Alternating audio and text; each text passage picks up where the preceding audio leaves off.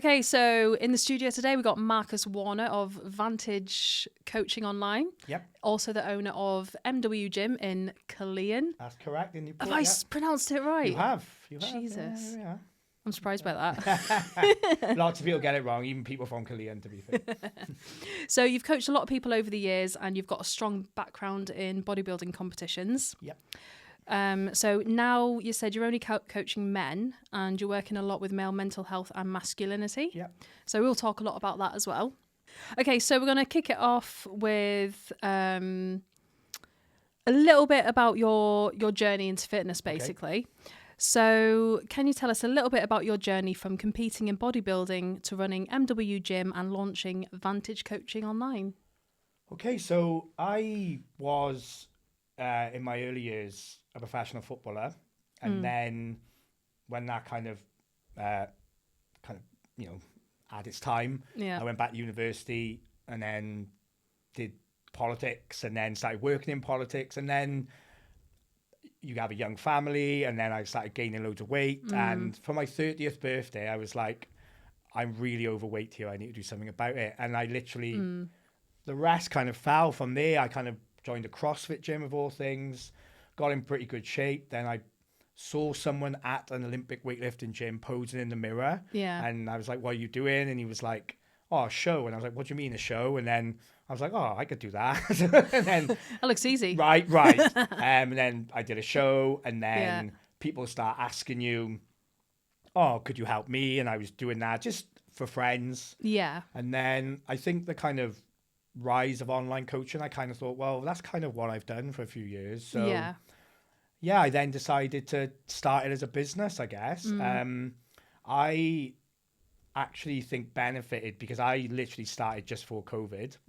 I built up a fairly good client base, and then COVID hit, and I thought, oh, that's the end of that. Well, actually, it exploded. I was going to say, right, online coaching. Because it was online coaching. Yeah. Everyone was at home because I thought the gyms would have an impact on it. So that enabled me to take it where I was able to quit my job.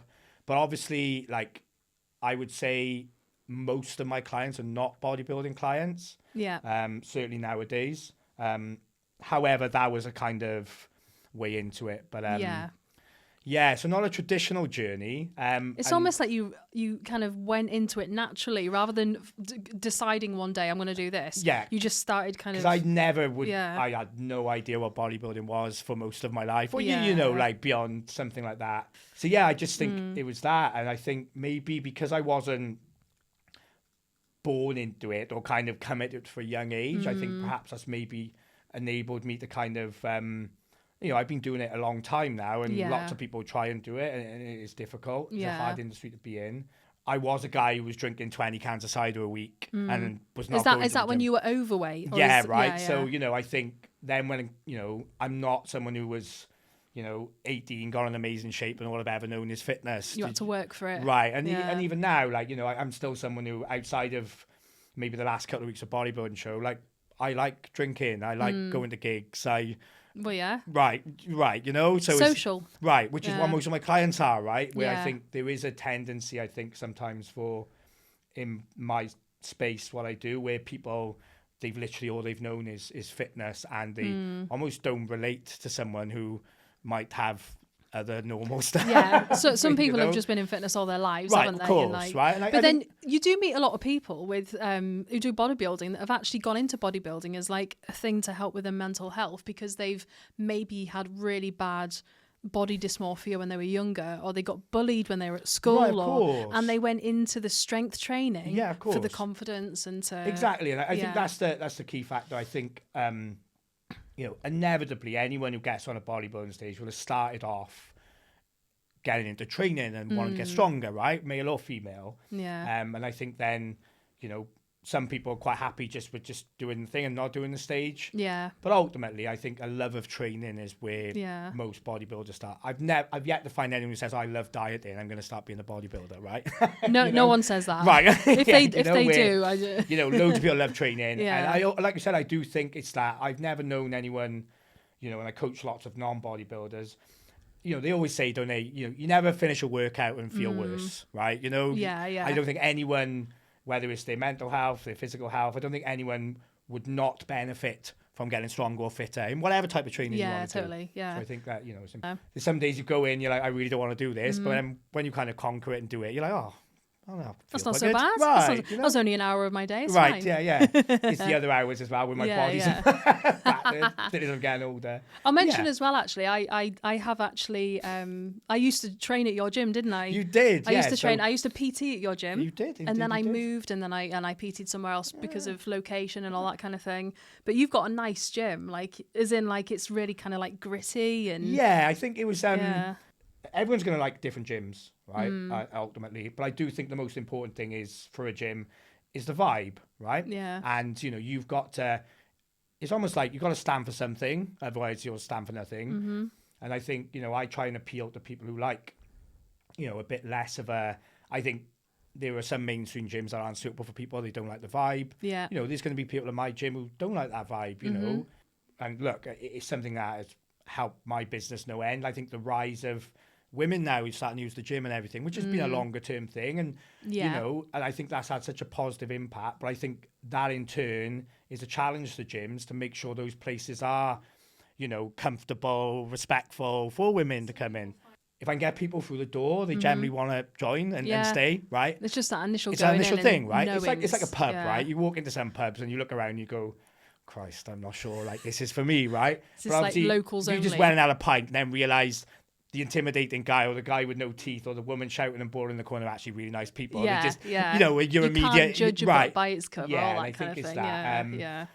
But I think the gym market's maturing now where literally every town can have all types of different gyms. Yeah, definitely. So many more people are going to the gym now. You can't have a female-only gym. You can't have a gritty independent gym. You can't have a health club spa type of gym. Yeah. So the market's mature enough now to be able to have that kind of thing where when I was young, back in the olden days... There was literally one weight room with full of... Christ, even I'd be intimidated going just big in there. burly men. Right. Yeah. Do you know what I mean? It was throwing tyres around. You had no choice, right? There was that gym or no other gym. Yeah, I do think that, and I definitely think the biggest driver in the whole fitness market has been obviously the take up by ladies in doing so, and I think that's had a really positive. Even though I focus on masculinity, I think of if you think now of what. So when I was younger, people would want to look, young ladies want to look like Kate Moss, right? Yeah. Which was don't eat, smoke loads of fags, be really skinny. Mm-hmm. With nowadays, the young ladies I have in my gym, they want to look like they lift. It's changed, hasn't it? It used to be slim, skinny, but now it's slim, athletic. Right, exactly. That's the difference. They want to look athletic. They want to look like they're able to be functional, and things like that. So that is, to me, that has to be a positive. Oh God, right? yeah, definitely. Yeah. And I do feel, that's been such a it's the basis the fitness industry's grown at the end of the day, right? Because there was always guys who want to look have muscles, do you know what I mean, prior to that, and then so I just think for me and my businesses, obviously I only coach men nowadays, but for most of the time I was coaching, I coach you've both. seen it from both sides, right? Basically. And I would not have my businesses today had that rise of ladies wanting to lift. Do you know what I mean? So it's been a massive boom to my business. It's as well. It's like women now are more aware of the fact that if they lift weights, they're not going to get massive because you can. I mean, I lift really heavy weights, but I don't look huge because I think the way I would put it, Ryan, what I used to say is there are guys out there, right, taking bucket loads of steroids, lifting weights, and they don't get massive, right? So it's very you're hard. Going to be okay if you just start lifting weights. Do you know what I mean? These guys doing all types of things to try and get massive, and the young girls are the ones who they train properly and heavy, right? And it's the guys actually slacking off and doing, sat there on the phones, right? But these girls, girls have a total understanding that it's not going to make them manly; it's going to make them awesome, right? It's because they know right. they're aware of it. So I do think that's kind of filtered down, But no, it is a common thing I hear, because, like I said, probably a generation before us, it was like, well, you do like aerobics and you don't eat very much, and if you lift a weight, you'll turn into Arnold Schwarzenegger. Yeah. Okay, let's go on to some more questions then. Okay. So, I mean, you may have touched on this actually. How has your approach to fitness and coaching evolved over the years? Massively so. I think it's probably gone a little bit full circle on some things. firstly, just fundamentally, I only coach men, right? So that's the first thing. Is there a reason why you've decided to only coach men Yeah, now? I think so. Again, this is just my opinion. There's two things going on here. I believe much like, so if you look at mental health and therapy, right, a lot of men are finding therapy difficult and not getting out of it because it's fundamentally not tailored to them. Yeah. And I believe that's the case sometimes with training and coaching in terms of what I do. So I take a very male focused approach. And also the other side of that is I think there's female coaches doing it far better in terms of coaching women. I think they're much more suitable. Yeah. But my biggest thing was about impact. I think I've reached a point now because I've got two businesses that are essentially I'm just like, where can I make the most impact? Because I can't spread myself too thin. Well, exactly, yeah. Right. And I think relatability is important, right? Because I mean, you've seen it. You've been a personal trainer. You know, people buy from people. They don't buy the product, if that makes sense. I know what you mean. Right? It's like if they like the person or they like what they have to offer, then they'll go. In my experience of PTing, and you know, I don't do as much. I don't really do much face-to-face PT. Yeah. You know, people aren't really. Yeah, you got to know your stuff training wise, but it's how they interact with you and enjoy the session. Yeah. Do you know what I mean? That bit of banter. You want someone you can have a bit of Right. conversation with and get along with them. Yeah. And honestly, and I don't mind saying this, I had lost my male network of friends, right? Yeah. I feel a lot of men have done that, and there's lots of reasons behind that. I think there has been a kind of removal of like male only spaces and not living deliberate. I mean, like, far less people play sports, right? For example, that used to be a place. Far less people go down the pub, right? So like our parents' generation, dad would have went down the pub and met all his mates. You know, those societal things aren't happening anymore. And I feel I lost that. And I wanted to, I don't mind saying this, like I wanted to start coaching men who could potentially be my friends and guys who've come and signed up for my coaching. We've become friends, whether they've remained clients or not. And so I made that decision because I thought, well, I want a steady stream of people coming in that could be potential friends. I think that's fair enough. Right? As a network, you know, and common things. Yeah, things right. You can talk about. I think it's that relatability, I think, because I would say most of my clients are men over 30, not exclusively, but also I think then there's other issues that I'm going through and still going through. And I feel like I'm on the journey they're on in real time with some of it, particularly around the mental health stuff, particularly around, you know, I think the whole idea of what it is to be a man in this day and age is very confused. And I think a lot of guys are, you know... It is very confusing now. And there's a lot of, I think,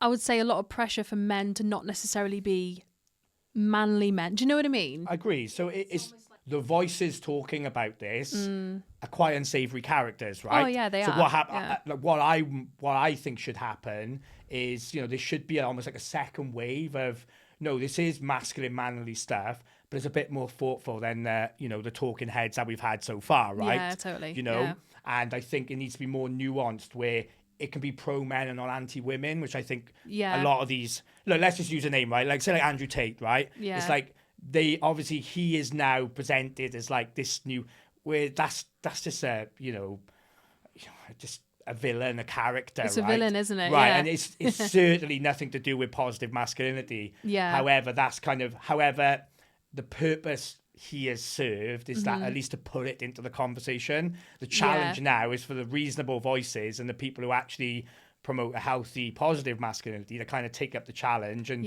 use the platform that's been provided. Right, as a, you know, and that happens with everything, right? You usually get a Trojan horse, which is normally an extreme view, and then underneath then a second wave come where it is nuanced. Well, it gets people talking about it, doesn't right, it? Of course, that's the thing. You know, it's like now you've got your attention. Right. Listen to this. Women in my life, so my mum, I got 3 sisters or them. Yeah.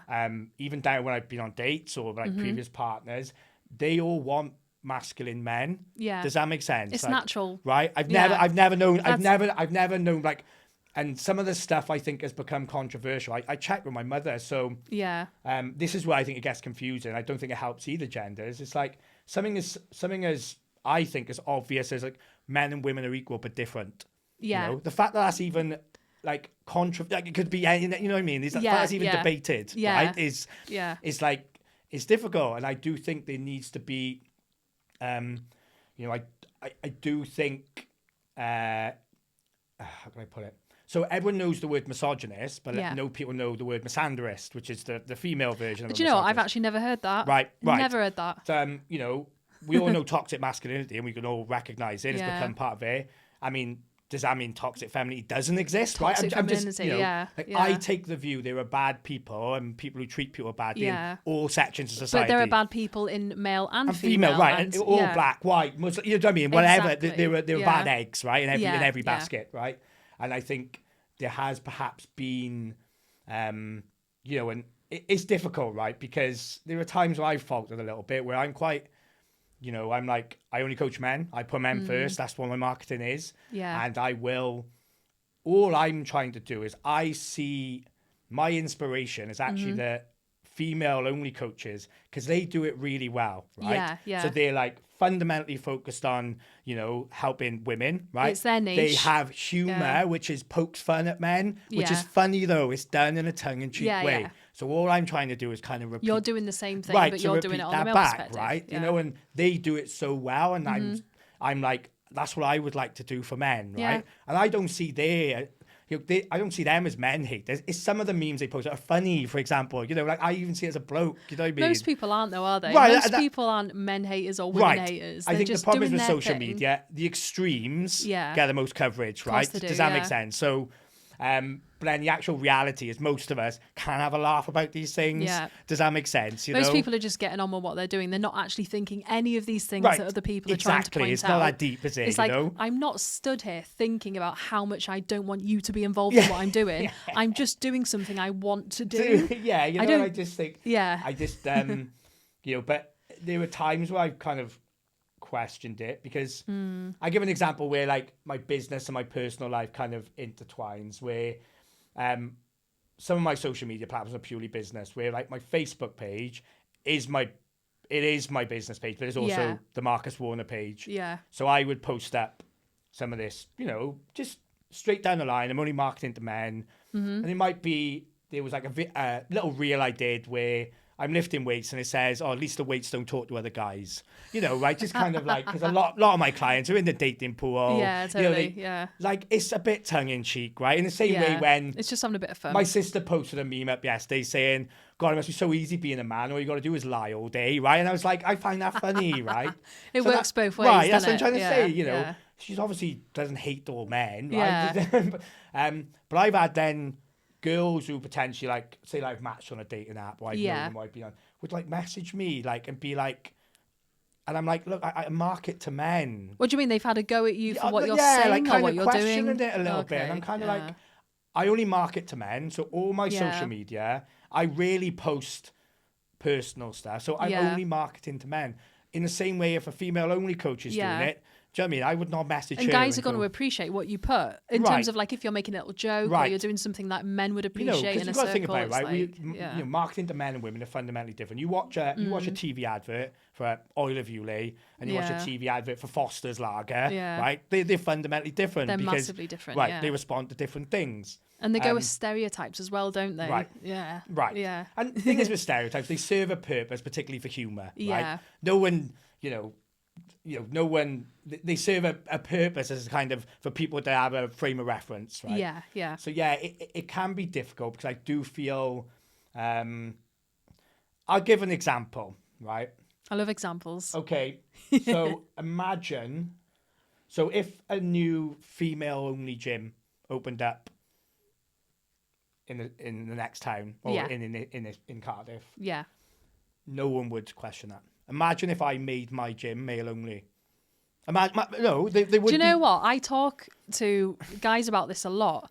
When you say it that way, like, this does happen. You do something that's only for women, and only no men allowed, and all this kind of thing, and no one says anything. And no one's bothered. And when it's the other way round, immediately men are called out on it. Like, oh, well, that's a bit sexist. Right. You're doing this only for guys, but the other way around, it's okay. And I think that example just neatly kind of guess what I'm getting on. Yeah, that is the thing. I completely agree with you. It does happen. Like, when you think about when you're in a relationship, like in the relationships I've been in, I mean, I was married. I mean, I've been in relationships 99% of my life, long-term relationships. And, like in a relationship, they'd be like girls' night and then there'd be guys' night. And like, no one in that relationship would have an issue with that. You know, there'd be, you know, if, you know, I wouldn't, if the, you know, I wouldn't go shopping with the mother-in-law and she wouldn't come down.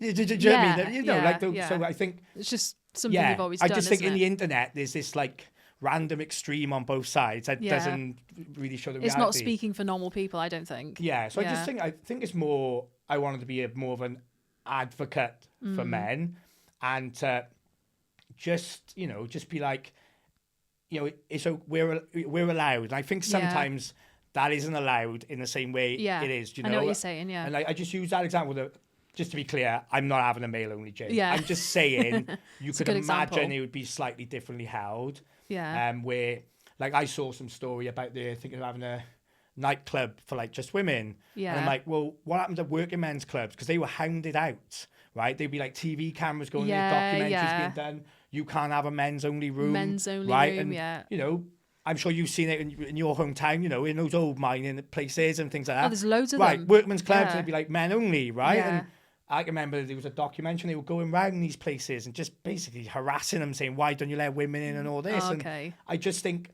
like I said, it's just that, I think. And I think it's actually having a detrimental effect because I think, so men's mental health, for example, they say, oh, men need to talk more. No, what they need to do is talk to more men. Need to talk more men, right? That's what they need to do. They're losing their male connection. Yeah. And that's societal, right? It's more absent fathers, right?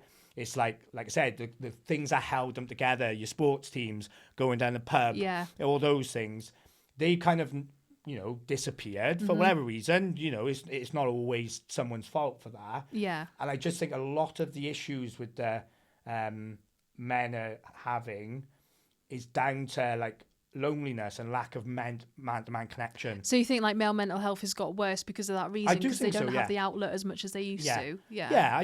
Those things were just natural, right? Does that make sense? It's you know, like a generation ago, it was far more common where you grew up with your dad, right? Do you know what I mean? Your dad would take you, you know, he might take you fishing, he might take you down the local sports team, he might take you down the pub, and you turn 18 and you start going down with your dad. And I noticed, because I've seen it in my own life, where women seem to be far better at maintaining connections with each other. Yeah. Right? Whereas, like, if I text my mates and say, oh, look, boys, let's try and organise a night out or whatever. Yeah. Oh, you know, it don't quite happen. Where women are a lot better at it. They value it and they're group chats. Right. And they pursue it, right? And that's great. They should, you know what I mean? I want to kind of emulate that a little bit. Cause I think, you know, and I think that's where a lot of the issues are. It's also a secondary issue. So, this is, again, my opinion, a bit of a hot take, but I think the men's mental health crisis is actually a low testosterone crisis. I think seeing a lot of men are suffering from low testosterone, and there's lots of reasons for that. I was going to say, what do you think that reason is then? I think there's a number of factors. I think lifestyle choices, obviously men are fatter, less active, right? Apparently, there is some evidence to show with the processing of food and stuff, so... Right. The way things are at the moment with food and what people have access to has, I mean, not just men, it's like in general, massively changed people's health in general. And I think like, they across use the board. Another example. So, you know, a way to combat that would be testosterone replacement therapy, TRT. Everyone talks about HRT for ladies. Yeah. No one would dispute that as a therapeutic. Yeah. Why isn't TRT seen as the same thing?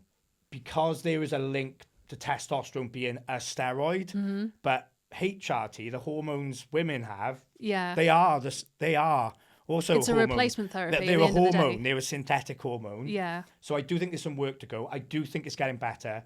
I do think there is, at the moment, the problem is it's being served by the private market where you try go into the NHS. I literally have written for my clients a cheat sheet of what to say to a GP to get them to even test your testosterone levels, because they will not do it. So it's just really difficult to even get them to look into that. And bear in mind, you've also got the added factor is most men, they have to be dying to go and see the GP. Yeah. Let's be honest. Like, do you know what I mean? Because guys in general just won't do that. My leg could be falling off and I just carry on limping, right? Yeah. Do you know what I mean? I mean, more fool me. But I'll carry it in with my shoulder. Right, yeah, right? Do you know what I mean? So, like, you know, you're also combating that, you know.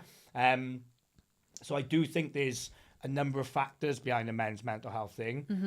But I do think, like I said, I do think a central part of that is male connection and bonding Yeah. that used to occur naturally. It was never forced, right? Yeah. Do you know what I mean? I do think that is not helping. You know, there will always be people who just suffer from mental health, and you know, I do think we live in a harder world, and we've never been more connected but more lonely at the same time. Yeah. If you think about I it. agree with you, and that's a lot with everything being online as well.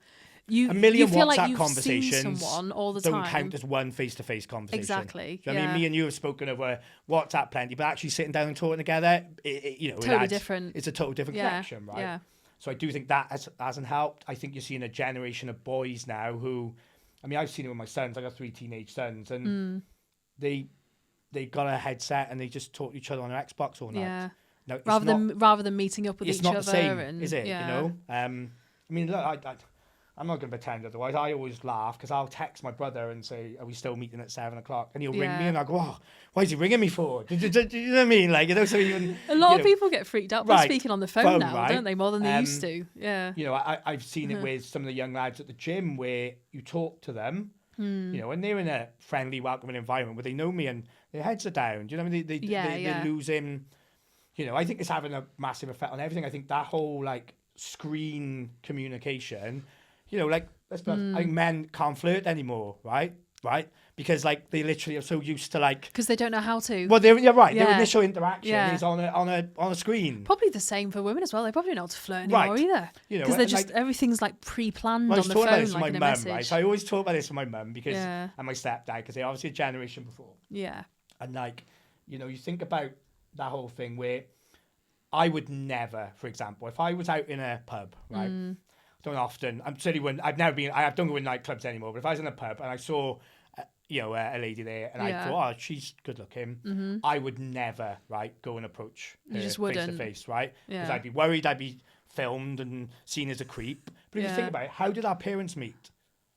Right, at some point there must have been. Thing. That's how Dad must have went over to mum and said, yeah. "Hey, like, love, do you That's fancy how a it drink?" used to be done. Right. Yeah. And like, but now that's creepy and inappropriate. And Yeah. I don't think that's helping either because I think then women naturally have their guard up because it's like, oh, it's Yeah. a stranger danger. You know. To be honest, my personal experience with my friends, I have seen guys go up to women and really politely say, "Oh, hello, just wonder if you fancy a drink." And then the woman's response has been, Right. like pulling a face at them, making them feel stupid. I'm like, someone has just paid you a massive compliment by coming up to you and trying to engage in a conversation. Politely. They've not done anything creepy. Yeah. And you've made them feel like a piece of shit, basically. And don't So be it's honest, like, it's made worse then because Yeah. there are men who approach totally inappropriately Oh, there as are. well, right? So, that's happened but to me loads. Yeah, right. So I'm just Yeah. saying it's like I do think the screen-driven world is not helping anyone because I just think we're losing the art of conversation. Yeah. And then we're also losing that good feeling of like face-to-face connection, Yeah, right? yeah. And that's in our friendships and our work life. I mean, you know, like if you're working from home and all your interaction with your work colleagues is via a Zoom meeting. I don't know if you've noticed that with the gym though, because like with my clients, they will come and say, I love my PT session because I like the fact that it gets me interacting with other people because my day job is sat in my own house, working from home. I don't speak to anyone. I sit in my chair and, you know, obviously people come to the 100%. gym. It's their chance to socialise and to get that kind of like people interaction. There's always someone there. You can have a chat with someone on the way in, on the way out. With a common interest of some, Exactly. right? If you're both in the gym, you kind of must be into your training. Yeah, And I think, this is what's maybe the encouraging thing. I do think there's a understanding that this isn't great for us, this whole screen-based thing. And I also think when people do have those kind of interactions, whether it be going to the gym or, you know, when there's like things put together, because I noticed like in my space, there's a rise of like, what they call like men's work and men's clubs, and they'll just come. They have a man's circle. There's a local charity next to me, and I go to them regularly. They have men's circle, and we just go there. And sometimes they have a speaker, sometimes they have that. Yeah. But you're just hanging out and shooting the shit, right? Yeah, And yeah. Which is nice. I went right, and having been like kind of feeling pretty isolated from everything, and kind of I'd work and I'd be with my partner at the time, and. And it felt so nice. It just felt so... You just feel good afterwards. Right. Because you've had that interaction and you've had Exactly. something common to talk about. Yeah, And you know, and I think, yeah.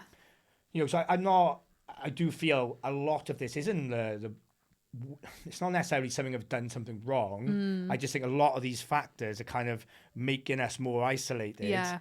It's just lots of little things that come into play that have kind of push people in a different direction, and maybe that direction isn't natural for people. We haven't changed in evolution terms since we were cavemen, right? And we were fundamentally face-to-face in tribes, animals, right? And, that's kind of all this modern element. We haven't evolved from what we was before in that regard.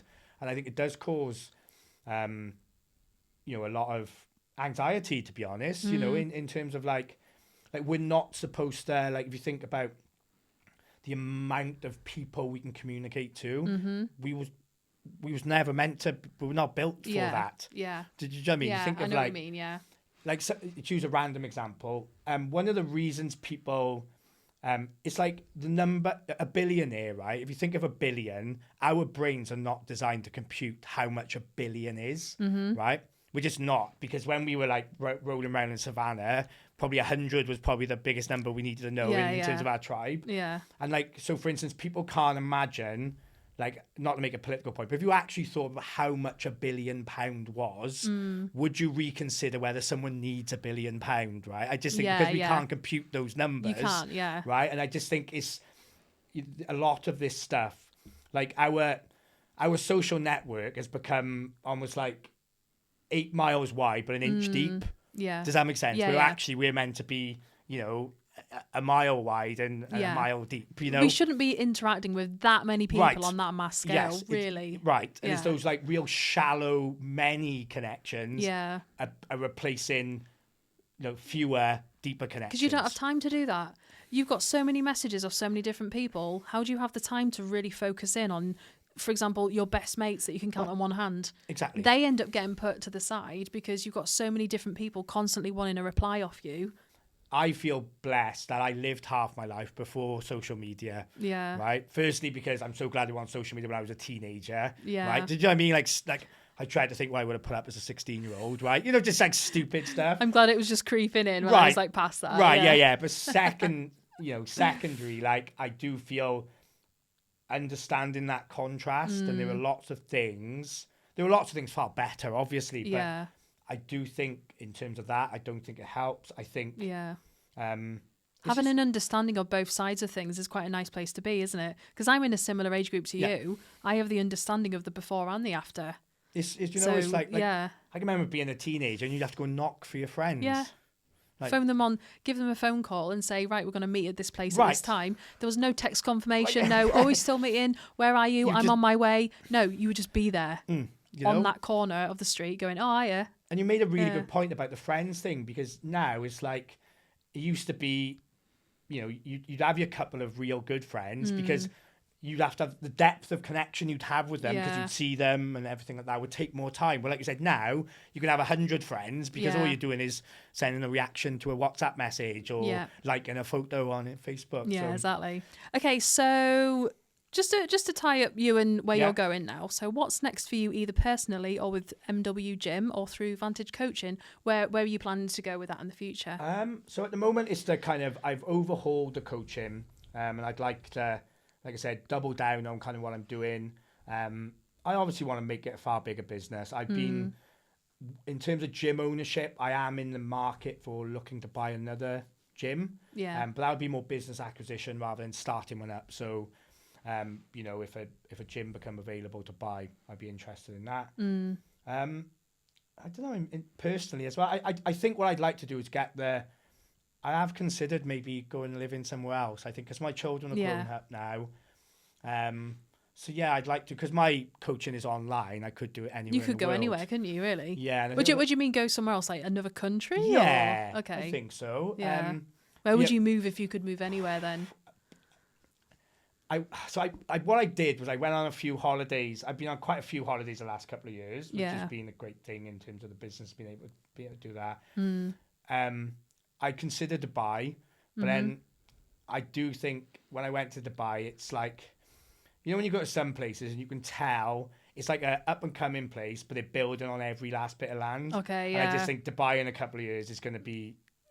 It's just going to be a concrete metropolis or whatever. Right, yeah. All this kind of... so Bali was one I thought about, because they've got a very... they've set the whole kind of place up for digital nomads. Yeah. But yeah, I thought about that, maybe. Okay. They just go with the flow for now, then see where it takes you. I think what I'm trying to do is push myself out of my comfort zone, because I am the least go with the flow person ever. Oh, really? You like to have a plan? I'm like, right, what time are we doing this? What time are we doing that? So I'd like to try and push myself to be like, you know what? I'm going to get a one-way ticket. Yeah. Obviously, I can do my business wherever, so I just do that. Yeah. And go with that. Be a bit more chill. Yeah, it doesn't come naturally to me. It's not an easy country to live in now anyway, is it? So moving isn't such a bad thing. That's another thing. I think other life factors have played into it, obviously. Yeah. At the moment, for the first time in nearly 20 years, I've had a sustained period of being single, right? Yeah, Which shows that's another, I don't have to consider another person. Yeah. My children now becoming of age where they're kind of like, they can fend for themselves. Yeah, right. My oldest son's nearly 18, right? I mean, I could be a granddad for all. Oh, dear. But they're reaching an age now where they'd have maybe no issue if I wanted to do that. Yeah, totally. I think I just hit upon. I just like to maybe just see how things go. Yeah. And see what comes up. See what happens. Right, instead of being like, I've been so used to this 1, 2, 3, 5-year plan, and it's like, be cool. Just go with the flow. Right, let's do these quick fire fun questions. Morning or evening training? Morning. Cardio or weights? Weights. Favourite cheat meal? Steak. Rare or blue. Oh. Most overrated gym exercise? Deadlift. Most underrated gym exercise? Ooh. Stiff leg deadlift, which sounds a bit... If you weren't in fitness, what would you be doing instead? I'd probably be a politician, to be honest, I think. Well, there you go. Sort, yeah, related to what you said. Which I'm glad I'm not. Right now as well. Yeah, right, exactly. What's one song that always gets you fired up before a session? It's a band called King 810. It's called War Outside. It's kind of like... Is it like quite a heavy track? Yeah. Or? Yeah. Like a heavier version of Slipknot would be That's what you need when you're training, isn't it? I always train with metal, right? Yeah. I can't stand these big commercial gyms that have just really tinny dance elevator music. Yes, elevator dance music. I find the least the least motivational. Give me some rage, right? Yeah, you know what I mean? It's a war against the weights. Yeah, exactly. People would ask me, why don't you smile at the gym? It's like, if you should hear what's coming through my headphones. It's not helpful either. When you're training, you want to grit your teeth and get angry with the weights. Drum you don't want bass or heavy, metal. That's me for training. Agreed. Right, cool. That's it. Thank you so much. Thanks for coming on. I really enjoyed that. Thanks for giving me a chance to do it. I think that was writing quite well, that. Yeah.